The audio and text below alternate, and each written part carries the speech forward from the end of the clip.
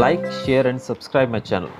Mister Horace Denby बहुत ही अच्छे इंसान हैं। उनकी रेपुटेशन मार्केट के अंदर, सोसाइटी के अंदर बहुत ही अच्छी है। यानी कि कह सकते हैं कि ही is a very reputed person in the society में काफ़ी रेपुटेड पर्सन है। He was about 50 and unmarried. उनकी उम्र बताई गई है लगभग 50 साल के हैं वो, और अभी तक उनकी शादी नहीं हुई है। यानी कि वो अभी तक अनमैरिड है, उनकी शादी अभी भी नहीं हुई है। वो क्या काम करते हैं? वो लॉक्स बनाते हैं। क्या बनाते हैं वो? लॉक्स आप जानते हैं, जो ताले रहते हैं, तो ताले बनाते हैं। और इनकी उम्र 50 साल बताई गई है, अनमैरिड हैं, और इनका काम क्या है? ताले बनाने का इनका काम है। और इनके साथ 2 हेल्पर भी हैं, यानी कि अकेले काम नहीं करते, ताले बनाने का काम इनके साथ 2 हेल्पर्स भी करते हैं। इनका एक और शौक है, ये रेयर और एक्सपेंसिव बुक्स को बहुत पसंद करते हैं। यानी कि जो पुरानी किताबें रहती हैं, एक्सपेंसिव बुक्स हैं, बहुत महंगी किताबें, या फिर हम कह सकते हैं रेयर मतलब बहुत ही कीमती, जो बहुत ही कम देखने को मिलती है, ऐसी किताबें इनको बहुत पसंद है। Horace robed safe every year. ये हर साल एक सेफ को रॉब करते थे मतलब उसको लूटते थे। अब हॉरेस जो है वो काम है उनका ताले बनाने का विद 2 हेल्पर्स, लेकिन इनका काम के साथ साथ एक जो दूसरा चेहरा हमें देखने को मिल रहा है वो ये कि ये हर साल एक सेफ को लूटते थे। अब सेफ का मतलब यहाँ पर है एक तिजोरी को लूटते थे।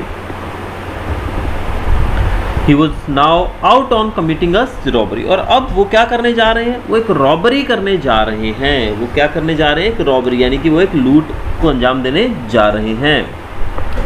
For 2 weeks, Horace had studied the house of Shotover Grange। अब 2 हफ्ते से, अब देखिए लूट मार करना कोई मजाक की बात तो नहीं है। अगर आप पकड़े गए तो जो धुलाई होगी वो तो होगी, उसके साथ साथ जो जेल जाना पड़ेगा, यानी कि आपका पूरा जो जीवन है बर्बाद हो जाएगा। इस कारण से it is one of the toughest work, I must say, कि बहुत ही ज़्यादा खतरनाक, बहुत ही ज़्यादा रिस्की काम है। तो ऐसे में इन्होंने एक घर की स्टडी की, यानी कि आपको जिस जगह पर लूट करनी है उसकी ध्यान से स्टडी करनी पड़ेगी। वो कौन कौन उसमें रहता है, वो कब आते हैं, कब जाते हैं, वो सब चीज़ें हमें इसके बारे में पता होनी चाहिए। तो इसलिए इन्होंने लगभग 2 हफ्ते तक एक घर की जासूसी की। वो घर किसका था? हाउस ऑफ शोटोवर ग्रेंज का ये घर था। And he had to burgle this house. और इस घर को लूटना था हॉरेस को। अब हुआ यूँ कि 2 हफ्ते तक उसकी जासूसी करने के बाद एक रात वो उस घर में एंटर हुए। लेकिन अब हॉरेस के बारे में एक चीज़ और बताई गई है कि उनको फूलों से बहुत एलर्जी थी। यानी कि फूल देखते ही या फूलों के पास जाते ही उनको छींकें आनी शुरू हो जाती है, वो स्नीजिंग करना शुरू कर देते हैं। किस कारण से? जब वो फूलों के पास जाते हैं, यानी कि फूलों की खुशबू से उनको एलर्जी है। और जब उस घर में वो एंटर हुए तो उनको एक आवाज़ सुनाई दी, और उस आवाज़ ने उनको कहा कि वो उसकी छींकें ठीक कर सकते हैं। अब देखिए यहाँ पर किस्सा यूँ है कि जब वो उस घर में एंटर हुए तो घर के अंदर फूल थे, जिससे उनको क्या आने लगी? काफ़ी छींकें आने लगी। ऐसे में उनको एक आवाज़ सुनाई दी जिसने कहा कि मैं तुम्हारी छींकें ठीक कर सकता हूँ या कर सकती हूँ। और ये आवाज़ किसकी थी? एक औरत की आवाज़ थी। The voice of a woman, एक औरत की आवाज़ थी। और वो खड़ी थी डोरवे के अंदर। वो कहाँ खड़ी थी? वो दरवाजे के अंदर खड़ी थी।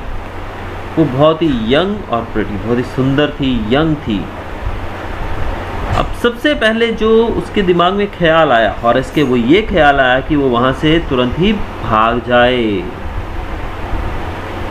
लेकिन उस लेडी ने कहा कि वो तुरंत ही पुलिस को फ़ोन कर देगी और हॉरेस के बारे में पुलिस को बता देगी। लेकिन हॉरेस जो थे वो वहाँ से भागे नहीं। उन्होंने उस लेडी से रिक्वेस्ट की, उससे कहा कि मुझे जाने दो और भूल जाओ कि तुमने कभी मुझे देखा है। यानी कि हॉरेस को अभी फंसने का डर है कि अगर इस लेडी ने पुलिस को फ़ोन कर दिया तो मेरी तो वाट लगने वाली है, मैं तो जेल के अंदर चला जाऊंगा, यानी कि पुलिस वाले मुझे पकड़ कर ले जाएंगे। So I will be in great trouble. तो ऐसे में उस लेडी को उन्होंने रिक्वेस्ट की कि मुझे जाने दो और भूल जाओ कि तुमने मुझे कभी देखा था। लेकिन अब ये कंडीशन ऐसी होती है कि भाई वो भाग जाते तो शायद बच भी जाते, लेकिन उसकी शक्ल देख ली थी तो पुलिस वालों को सब कुछ बता देती वो लेडी। तो बहुत ही क्रिटिकल सिचुएशन में यहाँ पर हॉरेस फंस चुके थे। उस लेडी ने हॉरेस से कहा कि मैं एक कंडीशन पे, एक शर्त पे तुमको जाने दे सकती हूँ। उस लेडी ने एक शर्त रखी उसके सामने, और वो शर्त क्या थी वो हमें देखनी पड़ेगी।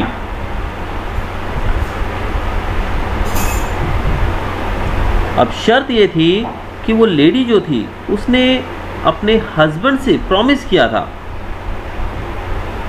कि वो उसके जो हीरे हैं, जो उसके ज्वेल्स हैं, ज्वेलरी है, वो बैंक में ले जाएंगे। जैसे कि यहाँ बताया गया, she told him that she had promised her husband to take her jewels to the bank. उस लेडी ने वादा किया था अपने हस्बैंड से कि मैं अपने जो ज्वेलरी है, मेरे जो ज्वेल्स हैं, वो सारे मैं कहाँ ले जाऊंगी? बैंक में ले जाऊंगी। और she had however left jewels in the safe. उसने जो ज्वेल्स हैं वो कहाँ रखे हैं? सेफ के अंदर रखे हैं। और वो कह रही है कि आज रात वो ज्वेल्स, वो जो हीरे जवाहरात से बनी जो ज्वेलरी है, ज्वेल्स का मतलब यहाँ पर बहुत कीमती ज्वेलरी से है, जो ज्वेलरी की बात की जा रही है, जो बैंक में रखने के लिए उसके हस्बैंड ने कहा था, और उस लेडी ने प्रॉमिस किया था अपने हस्बैंड से कि मैं अपने गहने सारे आज बैंक में पहुंचा दूंगी सेफ में रखने के लिए। लेकिन उस लेडी ने कहा कि वो गहने मुझे आज रात को एक पार्टी के अंदर पहनने हैं, यानी कि आज रात को एक पार्टी है और वो लेडी उस पार्टी को अटेंड करना चाहती है और उस पार्टी में वो अपने वो कीमती हीरे जवाहरात पहनकर जाना चाहती है। और वो कहती है कि जिस सेफ के अंदर उसके वो गहने पड़े थे, वो सेफ का नंबर वो भूल गई है। आपको पता है आजकल बहुत सारी ऑटोमेटिक यानी कि ऐसी सेफ्स यानी कि तिजोरियाँ आने लगी हैं जिनके नंबर्स होते हैं। जैसे आपके सूटकेस रहते हैं, आप सूटकेस का भी नंबर जानते हैं ना, काफ़ी सारे सूटकेस के नंबर से खुलते हैं आजकल लॉक्स जो होते हैं। नॉर्मल ताला नहीं लगाना पड़ता, नंबर्स मैच किए जाते हैं। वो नंबर्स अगर आप सही लॉक लगा के रख दो तो नंबर आते ही आपका ताला खुल जाएगा। लेकिन अगर आप अपने वो नंबर भूल जाओ तो बहुत ही बड़ी समस्या आपके सामने आ जाती है।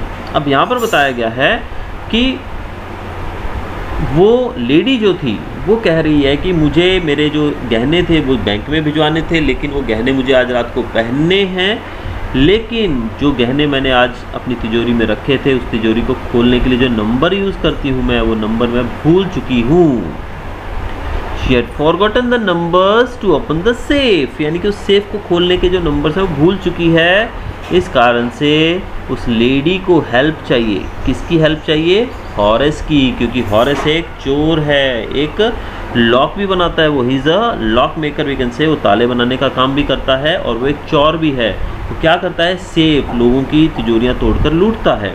तो ऐसे में ये तिजोरी को वो कैसे खोलता? ही डिडंट हैव अ की ऑफ दैट, ना ही उसको नंबर पता, लेकिन उसको वो ताला खोलना आता है। इस कारण से वो लेडी हेल्प मांगती है हॉरेस से कि तुम इस ताले को खोल दो। इस ताले को खोल दोगे तो इसके अंदर से मैं अपने जो गहने वो निकाल लूँगी और आज रात की पार्टी में मैं उसको पहन सकती हूँ।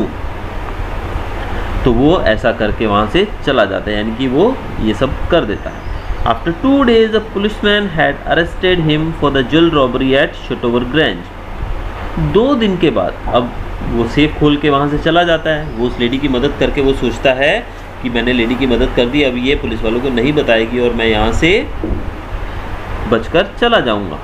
और हुआ तो ऐसा ही, वो एक बार तो वहाँ से चला गए, लेकिन 2 दिन के बाद पुलिस वाले आए उसको पकड़ने के लिए और हॉरेस के ऊपर इल्ज़ाम लगाया गया कि उसने शोटोवर ग्रेंज के अंदर क्या किया था?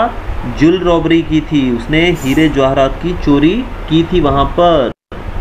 और हॉरेस के उंगलियों के निशान भी उस रूम के अंदर पाए गए हैं। उस तिजोरी के ऊपर भी हॉरेस की उंगलियों के निशान पाए गए हैं और वहाँ पर रूम के अंदर इधर उधर भी जगह जगह पर भी उसकी उंगलियों के निशान पाए गए हैं, क्योंकि उस दिन हॉरेस ने बिना ग्लव्स पहने उस तिजोरी को खोला था।